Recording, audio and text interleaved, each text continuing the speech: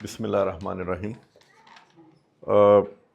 پہلے تو عدم قدا کے جو منتظمین ہیں اور اس نشست کے جو محتمم جناب اسامہ جمشید صاحب اور ان کے رفقائے کار، آپ کا بہت شکریہ کہ آپ نے مجھے اتنی قد آور شخصیات کے درمیان میں مدعو کیا کہ میں بھی کوئی اپنی کنٹریبیوشن نوید ملک صاحب کے جو پیس آف لٹریچر ہے اس حوالے سے میں کوئی لب کشائی جو ہے کر سکوں اس نشست میں۔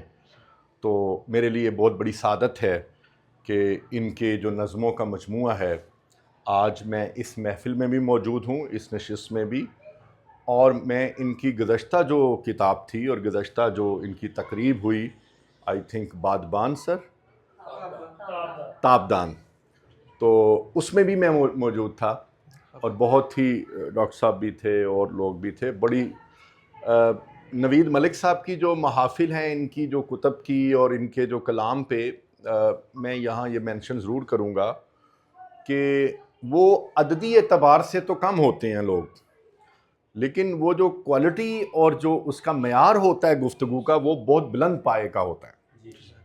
جس طرح کہ ابھی عثمان صاحب نے یہاں پہ جو ہمارے لٹریچر میں ازمز جتنے بھی ہیں اس میں سے ان کی جو آبزرویشن تھی، خیر انہوں نے کہی ایگزسٹینشلزم، ایکچولی کافکا جو ہے اس کا بہت بڑا دائی ہے، اور لوگ بھی ہیں، تو انہوں نے کہی۔ تو اسی طرح زیدی صاحب نے بھی بڑی فلسفیانہ جو بات کی اور فلسفی سے ریلیٹڈ ان کے جو ادبی سفر ہے اس پر بات کی۔ تو خیر میں اتنی قدآور شخصیات کے درمیان میں وہ کرٹیکل انالیسس تو نہیں کر پاؤں گا جو جناب صدر روش ندیم صاحب یہاں بیٹھے ہوئے ہیں، ڈاکٹر عرفان صاحب ہیں، عثمان صاحب ہیں، زیدی صاحب ہیں۔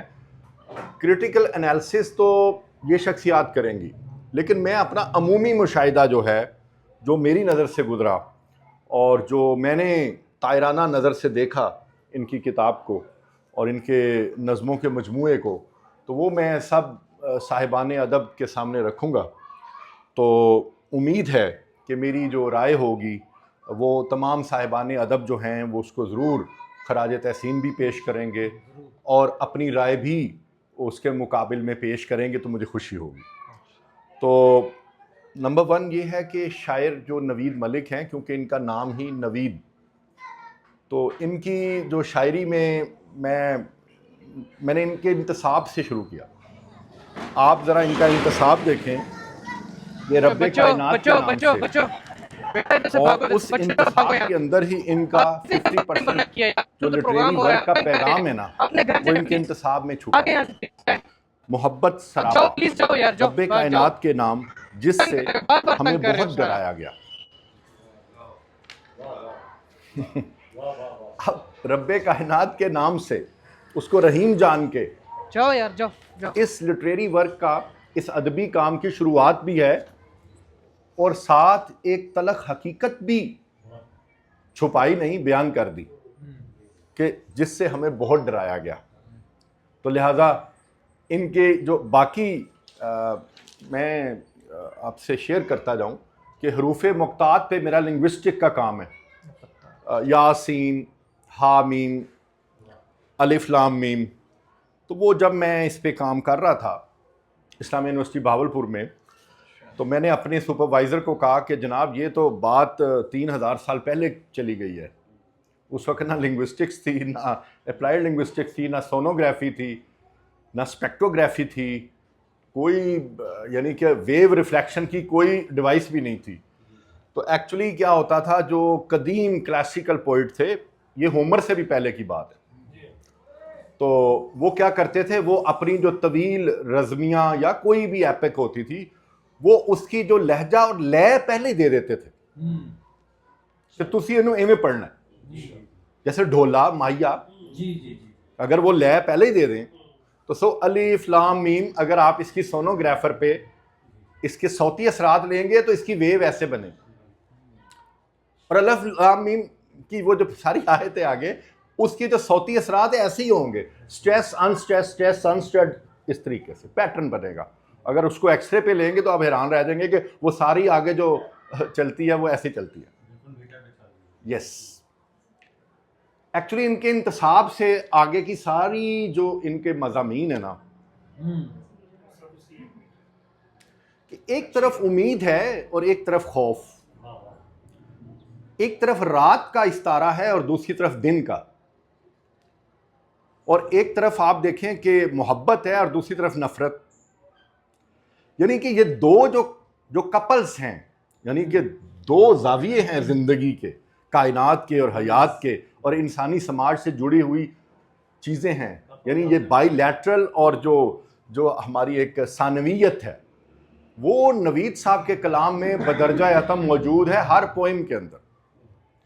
مثلا میں ایک چیز پیش کرتا ہوں آپ کے سامنے تاکہ ہم ایک تحقیقی طور پہ اصل میں میری کوشش یہ ہوتی ہے صاحب صدر کہ ہم قصیدہ گوئی سے بچتے ہوئے ہم اس کے تحقیقی کام پہ ایک میریٹوریسلی کچھ بیان کر سکیں تاکہ تاریخ اسے محفوظ رکھے اور اگلی نسلوں تک حقیقت پہنچے. تو آپ دیکھیں کہ عذاب ہوگا ہر آدمی حشر کے ترازو پہ اپنی جھلسی ہوئی نگاہیں جما کے مثل حباب ہوگا. یہ اسی طرح چل رہا ہے ساری لائنیں، اور آگے چل کے یہ کہہ رہے ہیں کہ ہر ایک زمانے پہ رائیگانی کی تہ جمی ہے. خدا کے نام ایک خط تہجیے اور اپنی ساری قلبی واردات یعنی انٹرنل سٹیمولس لے کہاں سے رہے ہیں؟ ایکسٹرنل سٹیمولس سے.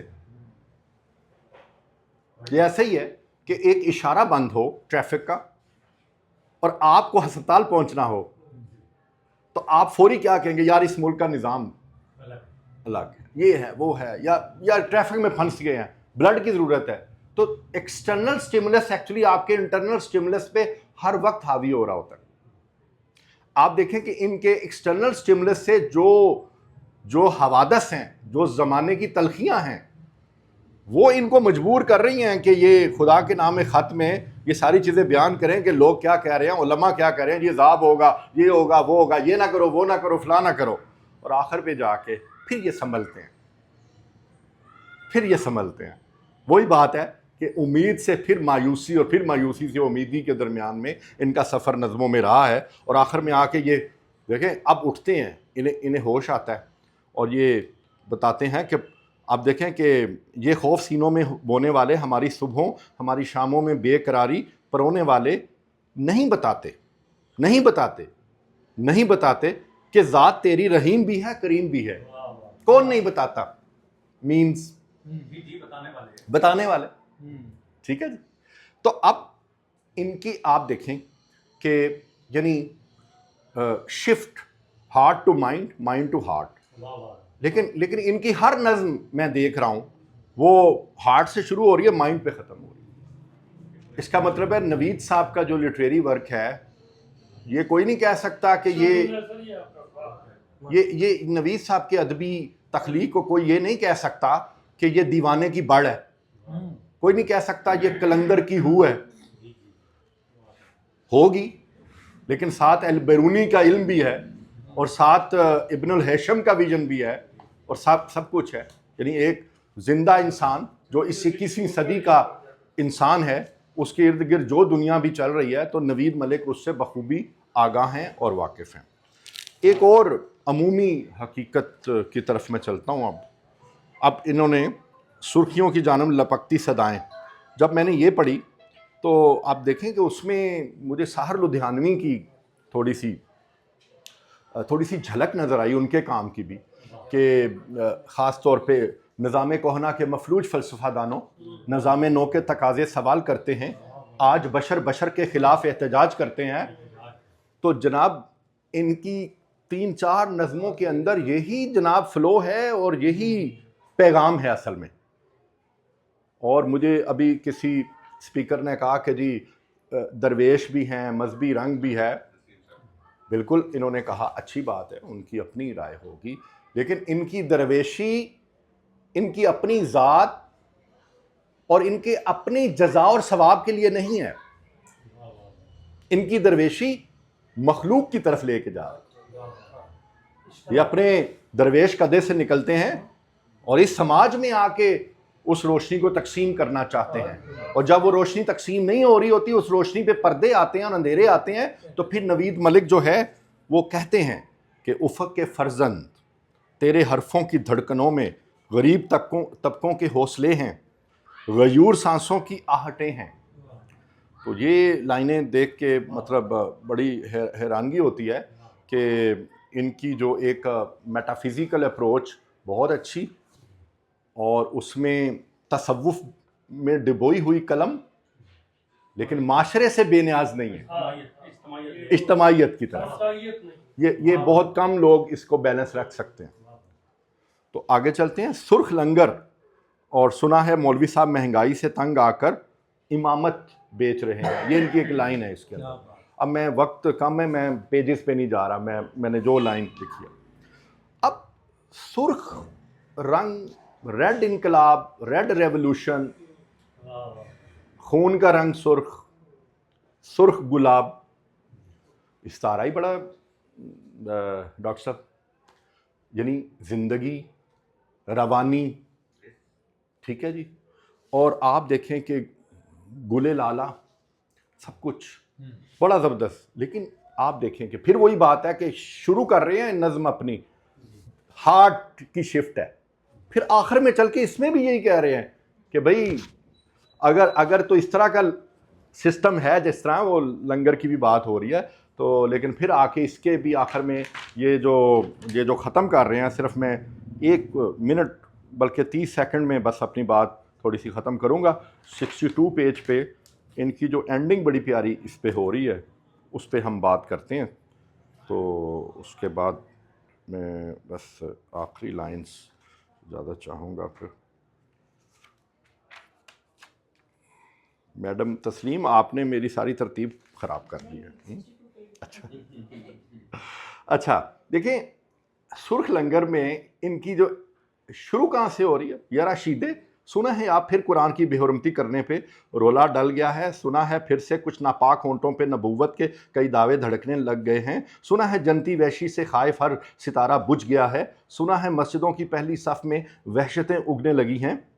اور آخر آپ دیکھیں اینڈنگ ذرا، کہ کہتے ہیں جی کہ سخی کی جب سخاوت ہو گئی خاموش، شیدے نے بہت سے بوسے اس کے ہاتھ پر جھاڑے، ہوا سرگوشیاں کرنے لگی، لنگر نہیں یہ خون ہے جس سے سیانے لوگ اپنے ذہن کو رنگین کرتے ہیں۔ پروین اعتصامی پرشین شاعرہ، ان کی وہ جو نظم ہے بڑی مشہور، کہ وہ بچہ پوچھتا ہے کہ وہ جو بادشاہ کا لشکر آ رہا ہوتا ہے، وہ اپنی عورتوں سے پوچھتا ہے چوبارے پہ چڑھ کے کہ یہ جو چمکتا ہوا ہیرا ہے اس کے بادشاہ کے سر پہ ادھر ماتھے پہ، کہ اماں جی یہ کیا ہے؟ کوئی بھی نہیں اسے بتاتا کہ یہ کیا ہے۔ ایک کبڑی اماں اسے کہتی ہے کہ بیٹا یہ تیرے باپ کا خون اور میرے بیٹے کا خون ہے، کیونکہ وہ بادشاہ سلامت 2 لاکھ لوگوں کو قتل کر کے وہاں پہنچتے ہیں لشکر لے کے۔ تو آپ دیکھیں کہ یہ اس میں وہ بھی جھلک ہے۔ بہرحال مجھے لگتا ہے آپ نے اکتساب فیض پرشین لٹریچر سے بھی حاصل کیا ہے، تو جی ظاہر ہے جی، وہ بالکل۔ اچھا، ادھورے گاؤں کی پوری لڑکی، اچھا ایسا لنگوسٹکس کے اسٹوڈنٹ کے پہ تو یہ انہوں نے جو پوری لفظ لکھا ہے، تو کیا یہ مکمل اگر لکھ دیتے؟ سوال آتا ہے کہ بھئی ادھورے گاؤں کی پوری لڑکی، تو ادھورے گاؤں کی مکمل لڑکی بھی تو لکھ سکتے تھے، لیکن آپ دیکھیں کہ اس کا مطلب ہی از اے سن آف سوئل، یس، پنجابی، سنسکرت، اردو اور پنجابی کا ملاپ ہے سر۔ تو وہ ان کا یہ بہت بڑی بات ہے کہ انہوں نے یعنی جو لوکل ڈکشن ہے اس کو اپنے کلام میں شامل کیا، نہ کہ مکمل لکھ کے لکھنؤ کی روایت کو جاری رکھا۔ انہوں نے راول جگنی کے دیس کو اور اپنی مٹی کو بھی اس میں جگہ دی، یہ بہت بڑی بات ہے۔ تو لہٰذا میں یہی کہوں گا آخر میں کہ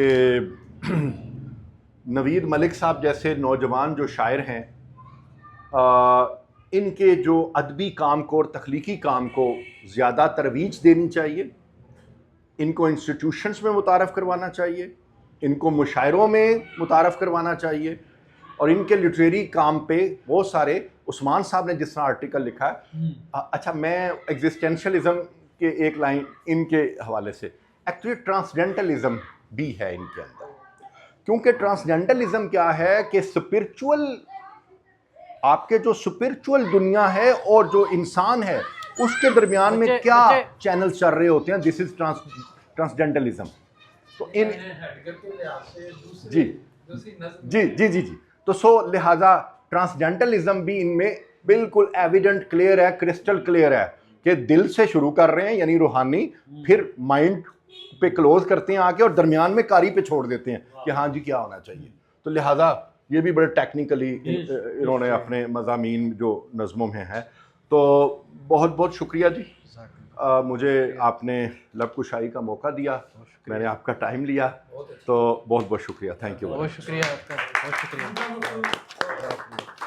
بہت شکریہ. ماشاء اللہ. تو میرا خیال ہے آپ نے کہا کہ تبصرے کا نا وہ کولیکٹیولی